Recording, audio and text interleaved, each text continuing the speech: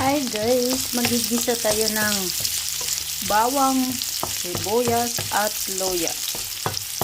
Kasi magisa tayo ng munggo na may hipon. Ang hipon guys, igigisa ko. So, ayan na yung hipon guys. Igigisa ko muna siya ng hipon kasi lagyan ko siya ng munggo na may talong. Oh, ayan guys. O, diba? Yan ang ating. So, ayan guys. Ang munggo, lagyan ko ng hipon. So, yan ang aking gulay for today. Ulam pala. Ayan. Tapos, ayan na. Ayan na guys.